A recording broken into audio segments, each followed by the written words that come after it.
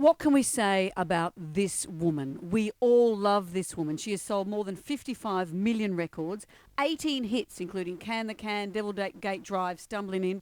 She's most recently released The Girl from Detroit City. It's a box set and a book of poetry. She's in Australia on a world tour. Sadly, she says this might be her last Australian tour. Suzi Quatro, hello. Hi, how are you? I'm very well. How do you know that this could be the last? What are you feeling? It is called the final Australian tour. I have to say Australian because I've been here, I think this is 30th tour.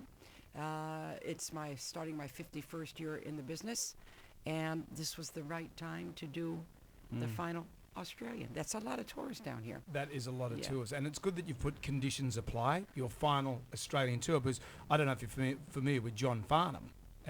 I know everybody always talks about him because he's been back again and again. Yeah, and he said, tongue-in-cheek, for the last time. Yeah. And then he came back, and then people said, well, no, hang on, you said you were retiring. Yeah. See, Australians, we're like that. You know, if you say you're going to do something, but as you have specified, so you can't come back to Australia. This is my final Australian tour.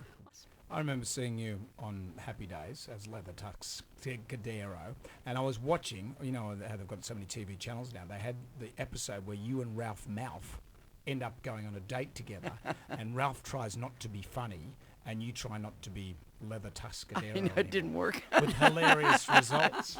We loved that, Donnie Most and me, that was our favorite episode, because we had to play out of character, so it was really, really fun, really, really fun. It was one of probably my favorite episode I did, I would think. Really? Yeah. Was that show as much fun to do as it looked?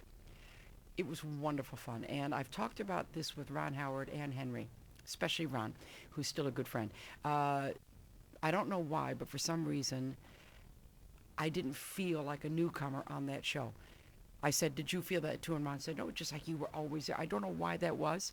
I just kind of slid in, and I was part of the family from day one.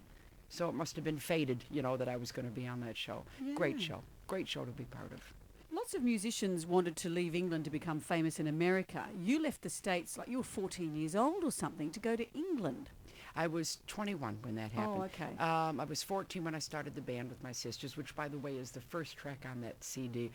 14 years old singing What a Way to Die is just great. And when I was 21, I got discovered by 2 different record companies at the same time within a week of each other. Elektra Records saw the band and offered me a solo contract. Mickey Most, the same week, came over from England, saw the band, offered me a solo contract. Mickey saw me as I was. He called his wife, which I love this story, and I didn't know this till a couple years after I went to England, and he said to her, after seeing me with the band, he said, oh, I found it. And she said, what? And he said, I don't know. And I knew he was the right guy for me, because really, what was I? There was no area for my kind of person yet. It must be good doing your own radio show, because then you'd be able to say, that's Suzi Quatro and Devil Gate Drive. Now, here's another great song from Suzi Quatro called Can the Can. Well, being a Gemini, I of course can step completely outside of myself. In fact, my book, Unzipped, I wrote in 2 people. Oh, really? Little Suzi from Detroit and Suzi Quatro.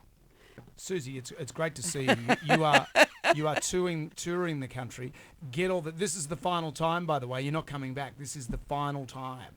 I'm not Mrs. Farnham, no. No, you don't want people knocking on the door saying, you said you weren't coming back. Although I'd be happy for it. I would, if you decide to change your mind. Well, please do, because you are a rich seam through all our lives. I played my brother's tennis racket to the first album I bought, which was your album. And the fact that you're still going and that I'm still going, clink a glass to a good life. Thank you very much. And I had impure thoughts about that record cover of you with the... yes. Okay, thank you for your information. We're going to wrap it up there, Suzi. How many times people have, just before you wrap it up, this happens? You don't bring that up at the start. No, a guy will come up to me, happens a lot, and it just makes me crack up. They'll go, hi, nice to meet you. I had your poster on my wall when I was a teenager, fine. And then they will continue to explain to me about what they did, and I say, thank you. I mean, what do they expect my reaction to be? And I don't know why they tell me even, but I guess they think, well, you were there. Yeah, you were there. Was it good for you too? Yeah, it was good for you. Suzi, thank you. Thank you. Bye.